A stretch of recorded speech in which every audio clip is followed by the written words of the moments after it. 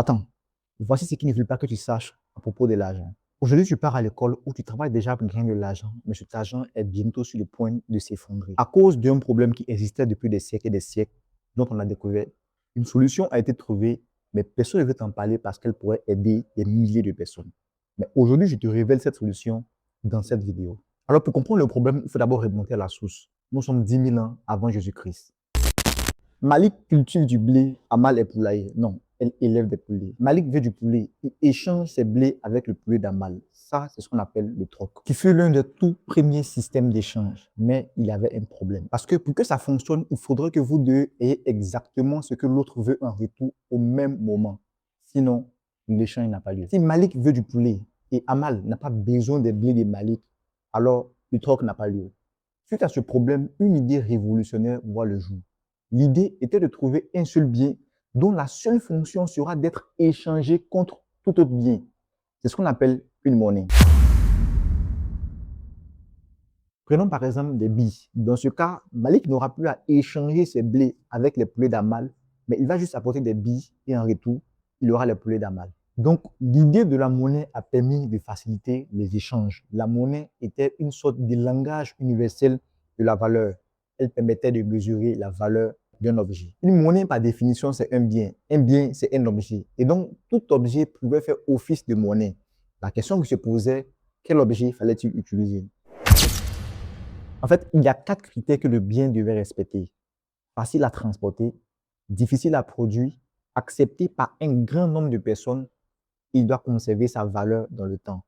C'est-à-dire qu'il ne doit pas se pourrir ou se gâter. Pendant des millénaires, la réponse a été une évidence. L'or. L'or était le candidat idéal pour jouer ce rôle parce qu'il était durable, rare, reconnu par tous, mais difficile à transporter. Suite à ce problème, une autre idée voit le jour. Plutôt que de transporter l'or, on s'est mis à échanger des papiers qu'on appelle aujourd'hui billets et on a tous stocké notre or dans une maison bien sécurisée qu'on appelle aujourd'hui banque. Chaque billet représentait une certaine quantité d'or qui était stockée en banque. C'est à partir de là qu'est née les différentes devises monétaires. Tout allait bien grâce à ce système au point où les échanges étaient encore beaucoup plus rapides et le dollar était adossé à l'or et les autres devises monétaires, eux, étaient adossées au dollar. Sauf qu'à un moment donné, quelque chose de fondamental va changer. Parce que pour qu'on imprime des papiers, il faudrait qu'il y ait des personnes qui viennent déposer de l'or en banque, de sorte à ce qu'il y ait un équilibre entre la quantité de papier en circulation et la quantité d'or stocké en banque. Sinon, ça crée un déséquilibre. Durant la Première et la Seconde Guerre mondiale, les banques ont commencé à imprimer plus de papier que d'or qu'elles possédaient en banque. En gros, elles ont créé de l'argent à partir de rien. Et ça créé un grand déséquilibre entre l'argent en circulation et la quantité d'or stockée en banque. En 1971, le président américain Richard Nixon annonce quelque chose d'historique. Le dollar ne sera plus converti en or. Ça marque la fin de l'étalon or. Désormais, l'argent, le papier, ne représente plus rien de physique. Sa valeur repose uniquement sur la confiance que vous lui accordez. Et ce système s'est généralisé à toutes les monnaies du monde. C'est ce qu'on appelle aujourd'hui la monnaie fiduciaire. Le latin fiducia qui veut dire la foi ou la confiance. En gros, si vous faites confiance à un État ou à un gouvernement, lui, en échange, il vous garantit que votre monnaie vaut quelque chose.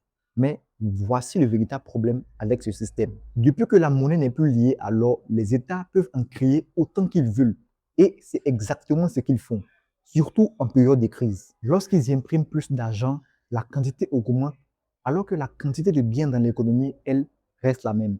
Résultat, plus d'argent n'équivalent beaucoup moins. C'est ce qu'on appelle l'inflation. Tu as certainement appris qu'à l'époque de tes arrière-grands-parents, oui, je sais que ça fait trop, qu'avec même quelques pièces d'argent, ils pouvaient acheter beaucoup de choses, comme des vêtements, de la nourriture et parfois même des terrains.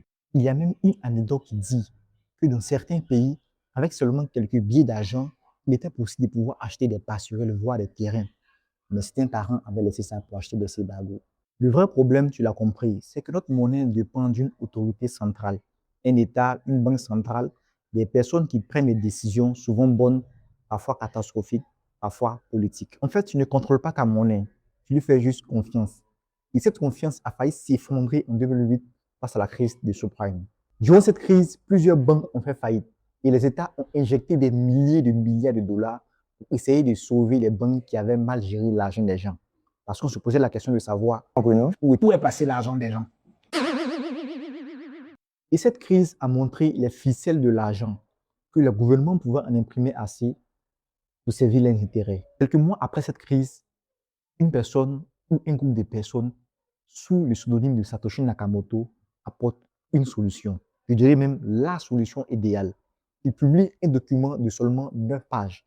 Un document qui allait changer la finance toujours. Le document décrit une monnaie appelée le Bitcoin, une monnaie numérique qui ne dépend d'aucun État, d'aucune banque, d'aucune autorité. Son idée centrale, remplacer la confiance envers une institution par la confiance envers les mathématiques et le code.